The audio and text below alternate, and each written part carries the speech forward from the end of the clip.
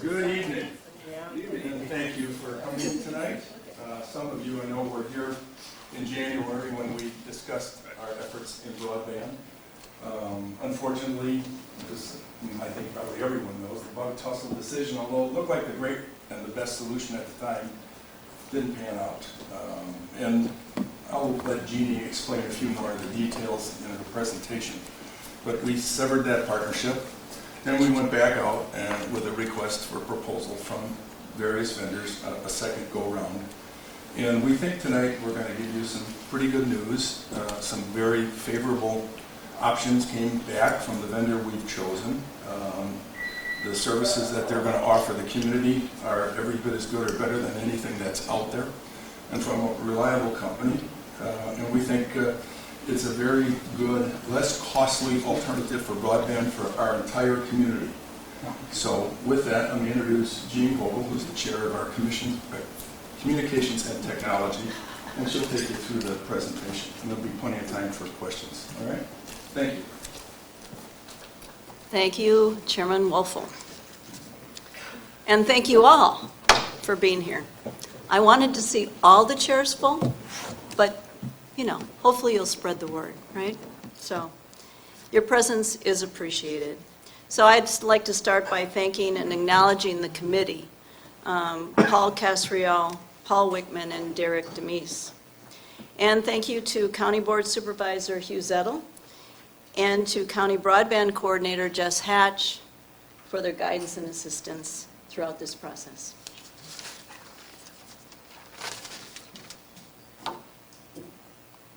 So Laddie, are you going to put that up on the screen for me? There you go. So the agenda for tonight. I will share information on our broadband expansion journey, the committee process, the Internet Service Provider selection criteria, the ISP recommendation, parcel owner return on investment, the next steps, and then we'll have the Q&A. So if you have any questions, please reserve those questions for the question and answer time. And also the people that are watching on YouTube, if you want to send any questions, do it via your chat function.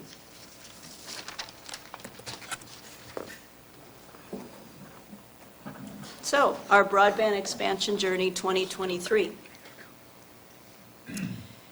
As Dan said, many of you were here in January for the public hearing when I announced the committee's recommendation to partner with Bug Tussle. Things changed. The town experienced challenges getting answers to questions and follow through on project matters. We held meetings with Bug Tussle senior management with no resolution to the issues. Because of these issues, the town decided in June to end the partnership with Bug Tussle. Though the outcome was disappointing, we resolved to find a solution. Communications Technology Committee process, round 2. So in June, the updated request for proposal was sent to AT&T, Bertram, Charter Spectrum, Frontier, and Ensight. All 5 of the ISPs responded to the RFP and were evaluated and scored. And so tonight we gather for a public hearing. On September 14th, the committee will review the feedback from this public hearing, and a formal recommendation will be made to the town board at the September 18th meeting for board action. The good news, there was more interest in RFP round 2 with competitive responses.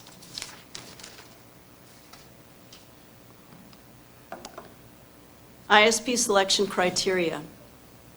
The committee focused on the 4 questions on the screen.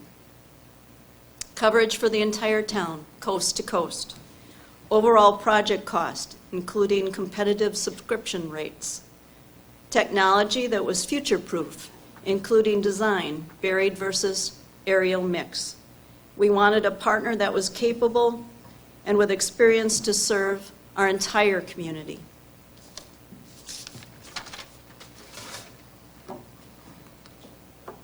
The top 3 ISP candidates. AT&T, Charter Spectrum, and Bertram were our top 3 candidates. 3 checks is the top score. These internet service providers were evaluated and scored for providing coverage for the entire town, minimizing overall project cost, and maximizing return on investment. They were also scored on the type of technology to achieve a future-proof solution and as a valuable partner. As you can see, AT&T received the most marks on every level. Assessment of AT&T. Coverage. AT&T will provide coverage for the entire town, including town facilities. Return on investment. AT&T offers a favorable overall project cost of $7.42 million and will be a strong partner with a 70% contribution of $5.19 million. Future-proof. With XGS PON fiber to the premises and optimal deployment on existing infrastructure. As a valuable partner, with their expertise of design, as well as having existing wireline cellular presence in Door County and fiber deployment in areas of the town.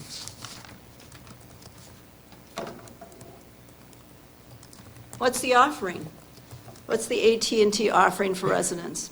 AT&T offers symmetrical speeds of 300 megabits per second for $60 a month, $55 with auto pay, with additional levels up to 1 gigabit per second. Eligible residents that participate in the Affordable Connectivity Program will receive 100 megabits per second symmetrical speeds for just $30 per month. The first 1,000 feet of fiber distribution at the road to the home is free. There is no charge for gateway modem and installation. AT&T Active Armor Security is also provided at no charge to fiber customers. AT&T provides additional programs, educational programs that will help manage the digital transformation. The chart on the right of the screen are examples of the savings that could be realized by switching to AT&T with a possible annual savings of $60 to $780 depending on your current provider rates.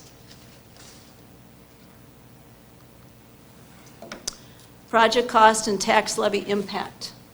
Parcel owner return on investment. Typically, when towns look at borrowing, they use the Wisconsin Board of Commissioners of Public Lands, where the interest is that we pay goes back into the Wisconsin Public Schools, which I think is a real nice thing. If there's going to be interest, where else better place to go? Sevastopol used Wisconsin Board of Commissioners of Public Lands when we financed this very town hall. Interest rates are typically competitive with a term of 20 years. Right now the rate is 5.75%. The town's annual loan payment would be approximately $185,600. I will use 3 examples from the chart to share the effect of a tax levy. With a parcel valued at $100,000, the annual tax levy would be $16.10 or $1.34 per month. A parcel valued at $200,000, the annual tax levy would be $32.20 or $2.68 per month. A $700,000 valued property's annual tax levy would be $112.69 or $9.39 per month. By switching to AT&T, for most property owners, the average payback will be 2 months. We hope to secure grants to make that payback even better. Next steps. On Thursday, September 14th, the committee will meet to review feedback from this meeting. Discussions with AT&T will continue on potential contract framework and cost savings opportunities. We begin the grant process, actually starting tomorrow with a grant writing webinar. So on Monday, September 18th, at the town board meeting, AT&T will be recommended as the town's broadband partner for board action.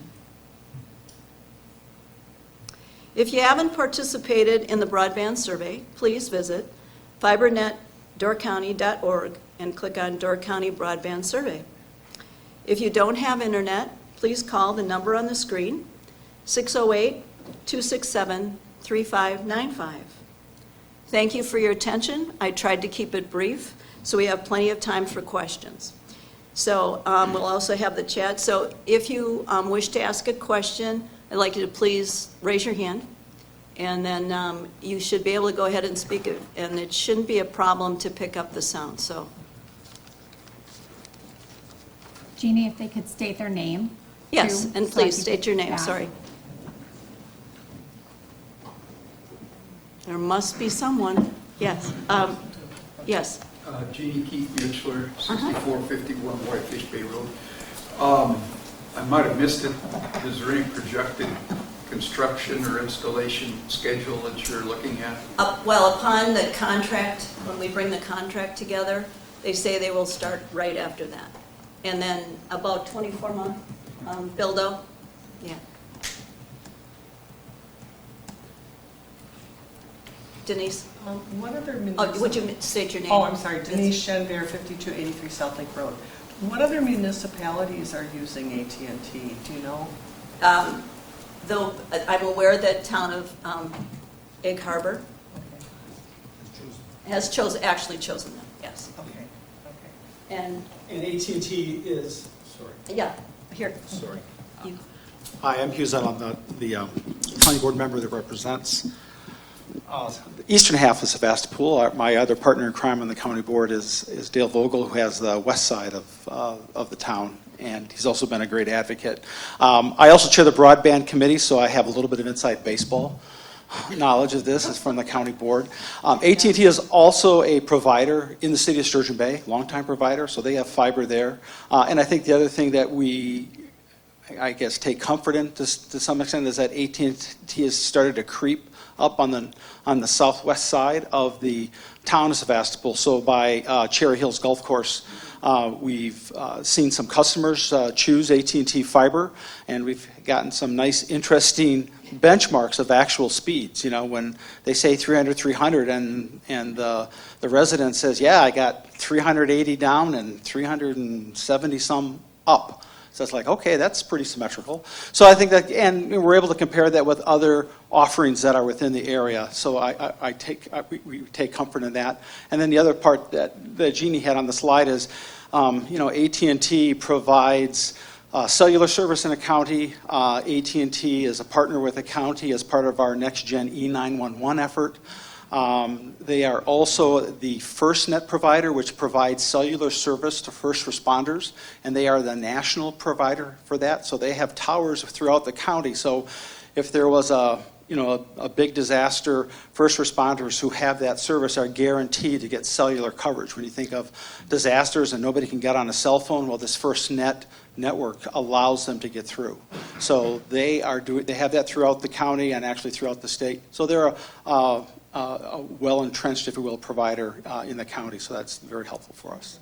In the last go-round, you were making some assumptions about the adoption rate throughout the town, I think because you weren't going to levy a tax.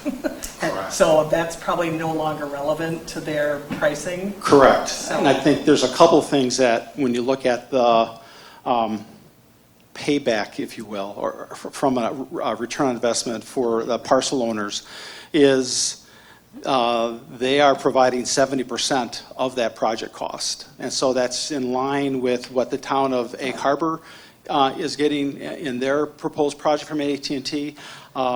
It's also what our friends to the north and east in town of Jacksonport with Frontier. Frontier did a 70-30, and I think that kind of set the bar, quite honestly, in the county. When you look at ISP participation, I think this 70-30 is the best of any of the ISPs that we've seen in the county, so that is very helpful for us. The other part that helps us a lot is the realized value Our equalized value went up. It was $991 million, and it's now $1.152 billion for the county. So that property value, that helps, if you will, get that, lower the cost per $1,000 of equalized value of your parcel. So that's why it's, a monthly tax levy of only about $1.34. I mean, you can't get a latte at Starbucks for that. Right? I mean, so it's and when you look at it on a monthly subscription rate perspective, it really puts it into context compared to what a lot of our residents have today for service. So neither their contribution nor the monthly rate are based on any assumptions about how many people in the town No. sign up for it? Correct. Okay. Correct. Correct. There's no holdback.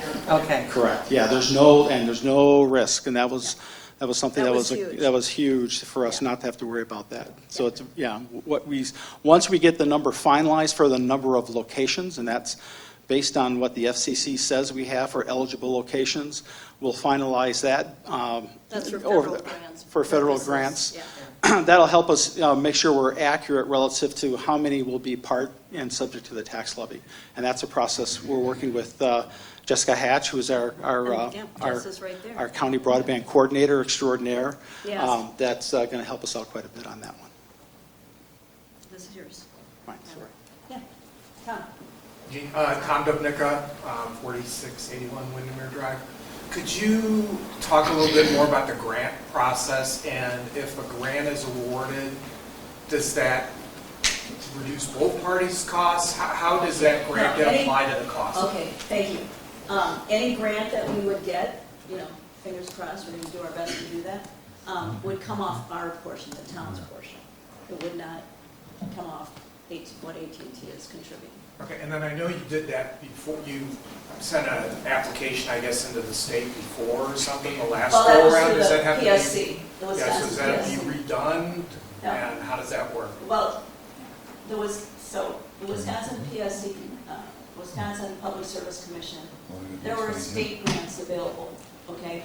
These grants now are federal grants, but the Wisconsin Public Service Commission is handling the whole process. Okay, so, I'm sorry, I'm just talking, can you hear me anyway? Okay, sorry. So do I need to repeat anything? So the federal grants, are, the requirements by the federal government are much different than the state grants that were out there, okay? So I hate to use the word difficult, but one of the things why I'm kind of made the joke, we're starting tomorrow. There is a webinar tomorrow on grant writing.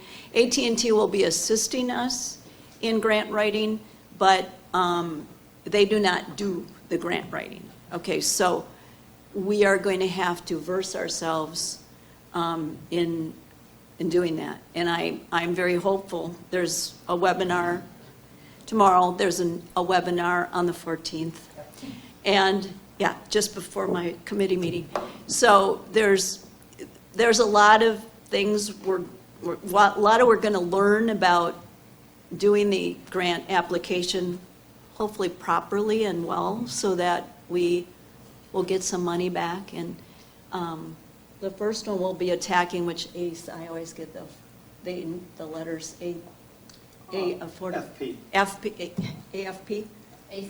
ACP, so thank you. That's in that federal grant, that's open now, and it closes in November. So that's why we got to have our act together and really get on it. And then we'll be finding out more about the BEAD program, which, again, letters.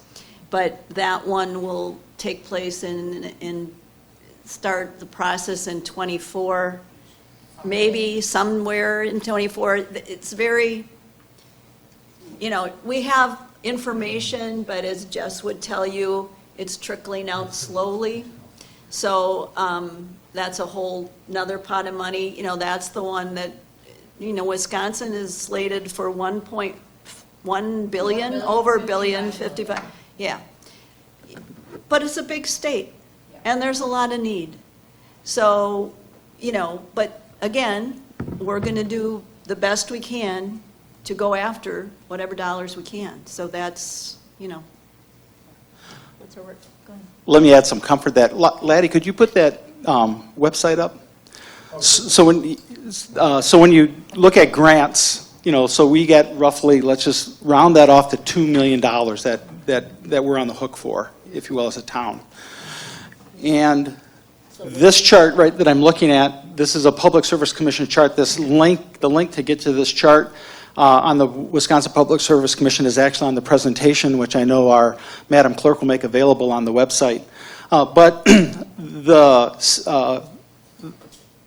the Communications Project Fund grant, which is $42 million, which Jeannie just talked about, which is available now from the U.S. Department of Treasury, administered by the Wisconsin Public Service Commission. They've sent us a chart here that shows red dots and purple dots. And on the purple dots, you can see, really nothing on Bay Shore. They're all purple on Bay Shore Drive, Glidden Drive, Bark Road. That's really what they are calling ineligible. So those are incumbent, largely charter customers that kind of that don't meet the criteria to get access to broadband. The red dots, which are prevalent throughout most of the town, are eligible, and that is the Wisconsin Public Service Commission using their criteria. So let's assume, so we've got $2 million, and let's assume that 50% of the dots are eligible. In other words, 50% red, 50% purple, just to make things simple. So that means if we want to go after grants, because money is tight and because everybody is going to be going after grants. Tell them what eligible means. Eligible means that you have less than 100 by. For this one, For it's it- 100 by 100. 100 by 100. You have less than 100 by 100 speed. So basically, if you have Door County Broadband, any satellite service, and actually anything low Earth orbit, Starlink doesn't qualify. If you don't have that sort of speed, you're typically eligible. Okay. So if you go back to the chart, let's assume 50% of all those dots, are eligible. So that says, if we want to get money, if they were really in a donating mood, we could say, okay, we've got half of our dots are red. So take our $2 million, cut it in half, and give us $1 million. Well, it's not going to work that way because we know there's going to be a lot of people competing for the grants. And so looking at the previous grant round that the state did, those that got grants, if you look at Town of Jackseport, for example, Town of Jackseport said, hey, we'll go in 50% on this. Can you do a 50% match? So we think, depending on how competitive it is, we might be able to say, okay, we might get $500,000, just using that as an illustrative example. Or we might say, okay, we'll donate 52%. Can you give us 48, just to kind of up the ante a little bit more, to say we're going to put more of our ore in the water, so to speak. So any way to get that dollar value down, since we know those grants will be helpful. Now, if we don't get into that grant round, there's, as Jeannie noted, there's the BEAD funding where the state's got a little over $1.1 billion. But that same process is going to happen here. The good news is for our town, and actually for all of Door County. Door County is the poster child for the State of Wisconsin Public Service Commission on how to do this broadband work right. And a lot of that credit goes to Jessica here in the front. Matter of fact, just on the WISER survey that we ask everyone to give their broadband speeds or whatever, they have a special website link that shows our speeds, and our county is the only one that shows its speeds because we're the only ones that have provided feedback and have responded to the survey to the extent that the data, is worthwhile. So where that helps us is when we go to our grant, we have all this data from the town of Sevastopol residents that completed the survey. So it helps us make a better argument saying, hey, look at even for these that you say are eligible or that are not eligible, we're finding out that the incumbents, on both shores, their broadband speeds aren't the 300/10 megabits per second that you're paying for. It's a lot less. And so we can make those arguments because the survey data we have is actually hosted by the Wisconsin Public Service Commission. It's on their database. So it helps us give, great arguments. As they say, data talks and BS walks. Well, we've got the data. And so that'll help us be very persuasive in our grant arguments. So I think we're very bullish. We'll get some grant money. But I just want to make sure I set the expectations. It's not like we're going to get an 80% match, just because it's going to be competitive throughout the state. And, the big thing in BEAD is equity, right? So there are some states or some counties in Wisconsin that are clearly not in the leadership condition that we are in Door County with the way the municipalities have really done a great job. But the state may still have to give some of those counties money just because they don't have anything, right? So they from the government looking at them saying, what are you doing to increase equity throughout the state? Even though we've got, an A for execution and an A for effort, that only gets us so far. There are a lot of counties that are in worse shape than we are from an access perspective, and the state is going to be compelled to spread that $1.1 billion around, no matter how great of a job that we did. So I just want to make sure I just kind of temper expectations that way. I hope that was helpful. Yeah, Jeff. Jeff would you? Myers, Yeah. Jeff Firestein, 2500 Canal. Here's the question. You're going to go ahead without getting any kind of grants. You're going to set up your finance, you're going to set up your loans, get the money coming in. So if the grant money comes in, then the net effect would be Sevastopol paying off the loan earlier. Is that correct? Or how does it get used? We would say that would probably be the way we would go. We haven't gone into the discussion. I think we want to sit down with AT&T and look at what areas we're going to hit first. Okay, so there'll be a plan, and then there's probably, I know there'll be a way. I think where he's going is Yeah. the place that we would borrow the money from, which is the same place we borrow the money for this building, the Board of Commissioners. There's no prepayment penalty. Right. So if we were to get grants, we could go back in and juggle that loan. Yeah. Or as happened in, I think, year 7 or 8 of the 10-year loan for this building, we were approached by a bonding agent. And they took over that entire loan at a reduced rate even then. So there's opportunities there because you're not locked in. The only thing we're locked into is the initial rate, and the term can't exceed 20% or 20 years. Okay. But we are investigating through the county, and Hugh and Jessica are investigating some options that might be able to extend that by using county bonding money. That's work in progress, but we're going to do the best we can. We're going to take the money. We're going to get AT&T rolling, which is really key. And I think with their infrastructure up here, we're going to get some people up and running sooner than we would with any of our other selections. I think, Jeff, to build on Dan and Jeannie's points, if you look at those dots, one of the things that we could do with AT&T is to talk to them and say, you know what? We're only going to be able to get grants for the red dots. So let's define 2 specific projects. Let's do a purple project and let's do a red project, right? And so by doing that, it makes sure we're not disqualified from getting grants, while at the same time on the purple stuff, we can go and execute anyway. And so that it helps us do that. The other part with AT&T compared to some of the other providers that Jeannie had on the slide there is that they're an ILEC. They're an independent local exchange carrier, which means they're a legacy, copper Ma Bell GTE phone. So they have, in a sense, special privileges for gaining access to power poles and other utility poles. As a matter of fact, they don't even have to ask permission to just string wire on power lines. They have to make sure it meets design requirements, but they can go ahead and start implementing, which is why they say, once our contract is signed, we can start, okay? That's the unfortunate challenge that Bailey's Harbor has. They're working with Insight, who's not an ILEC. So they have to go to Wisconsin Public Service and say, we want to string fiber on your power lines in the town of Bailey's Harbor.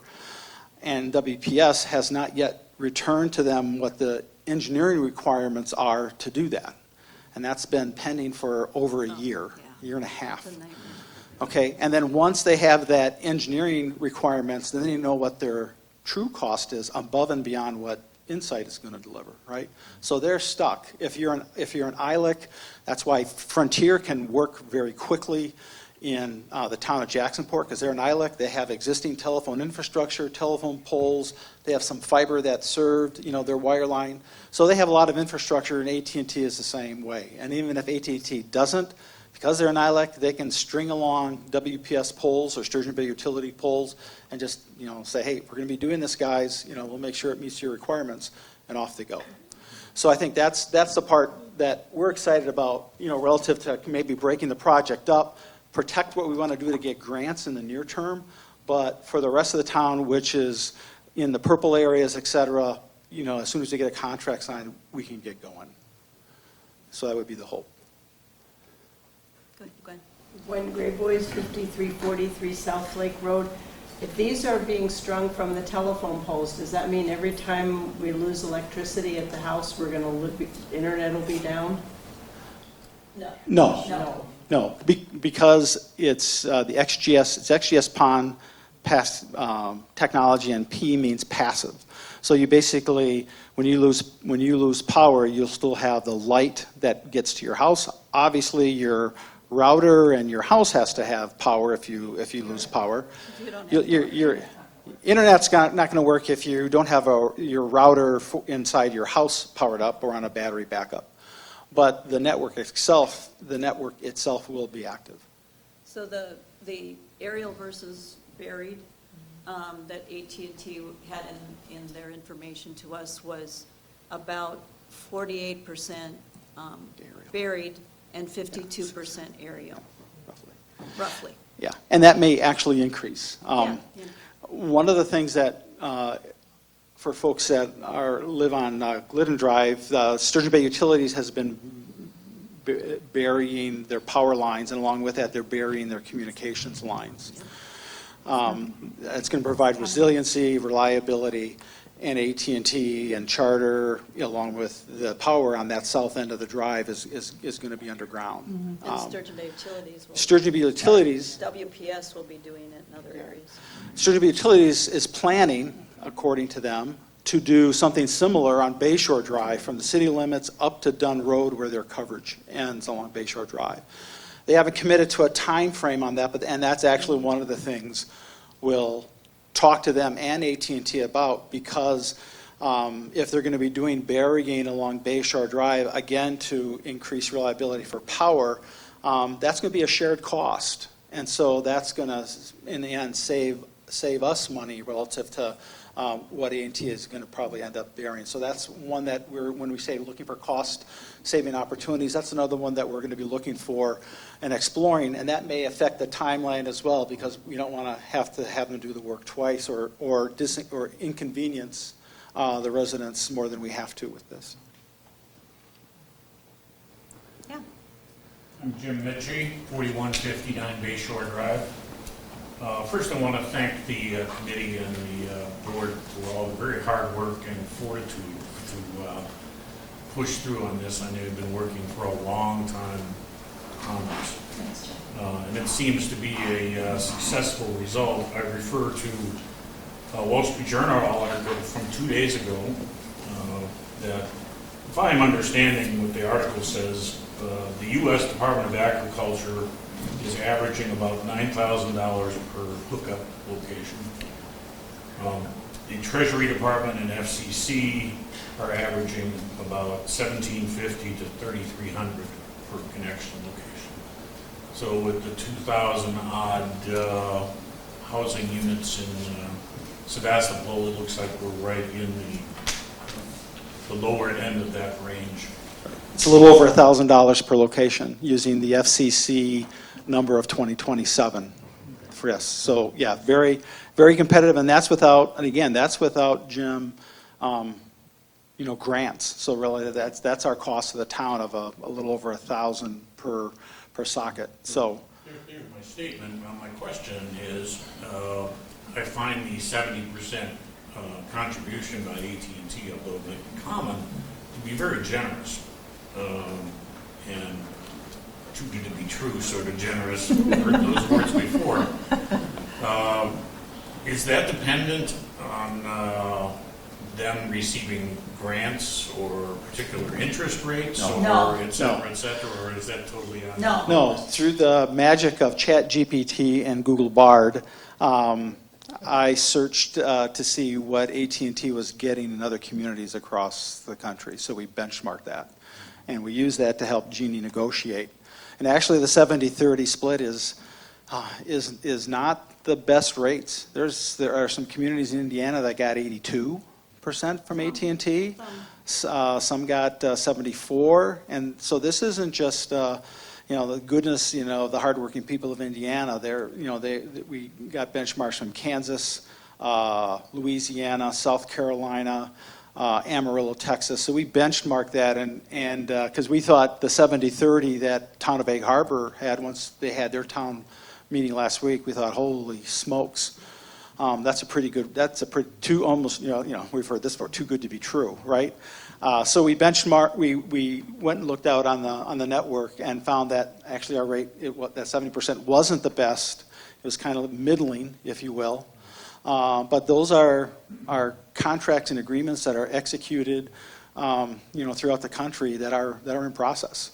Some of them, including Vanderburgh County, which is where we stole shamelessly the template for the broadband RFP that we've used in many of our municipalities, is their biggest implementation, I think, in Indiana, and that was like a 70-30 split.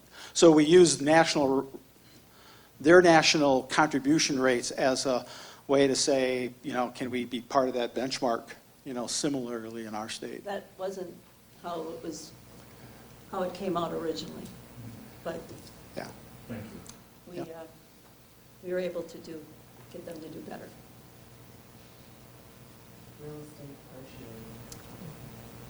I still have a little bit of that, apparently. Yeah, Tom.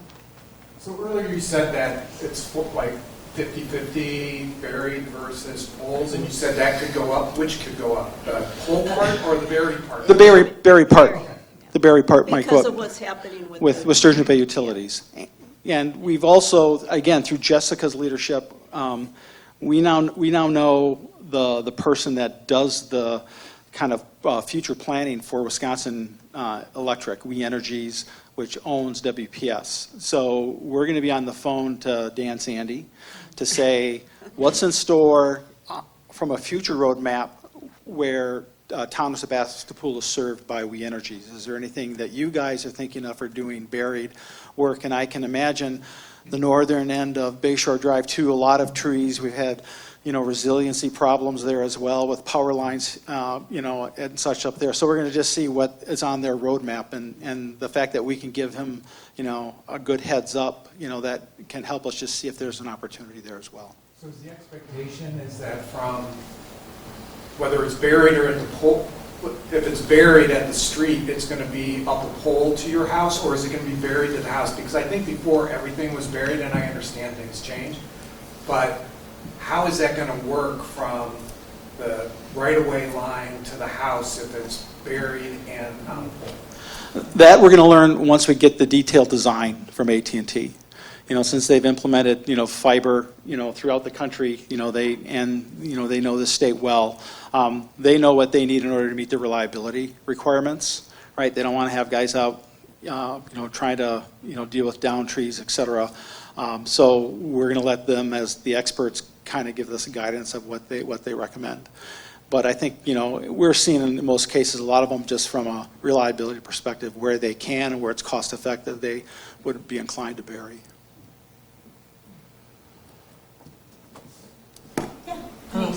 Did they give you any sort of rate guarantee? In other words, they won't raise the rates for some period of time? No, because they're a national company, and they just, these are our rates right now, and there's no. And if, just recently, if you're a charter customer, they went from $79.99 to $84.99 just last month. And, now they're enacting an auto pay to get it back to the $79.99. But, this is straightforward 60 for the 300, and then with the auto pay 55. And how long that will be, we don't know. Yeah. We definitely tried.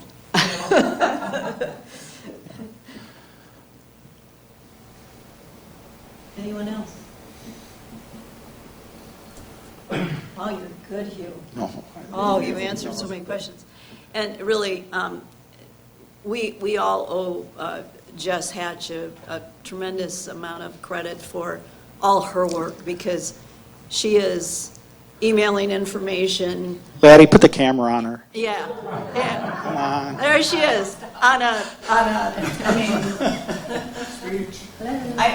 of emails every week with lots of information. She attends seminars, webinars. You know, this woman has worked incredibly. And if you think about the fact that she's had to do that for all the municipalities in Door County, it's a yeoman's job. She does.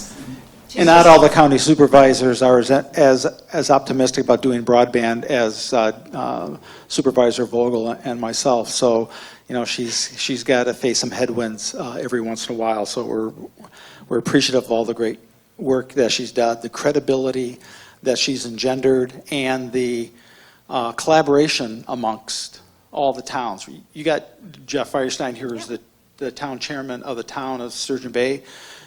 They didn't start this process until October of last year, when I tried to twist some arms, since I represent part of the town of Sturgeon Bay, to get their town to stand up a committee and get going on that. And they, as I say, they stole shamelessly. They borrowed the RFP, they borrowed pro formas, they were able to talk to the stakeholders from, Clay Banks, Nassau-Waupee, Jacksonport, Town of Egg Harbor, everyone that's going through this process, learning from them, educating their townspeople and their electors.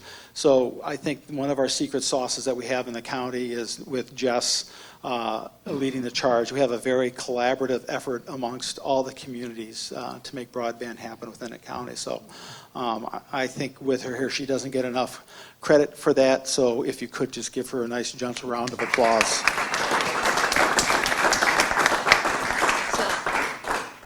I focus on the word collaboration because almost from the get-go, I mean, with Jess on board, it was so great when she started, and you didn't feel like you were out there.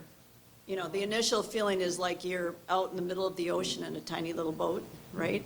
So to have her on board and be able to start sharing information, and then when committees got started and I started speaking to other chairs of broadband committees, and, we shared our aggravations, our challenges, our successes, so many things. And I think that openness, and, when he jokingly says, you stole the RFP, well, if you will, we kind of stole it first.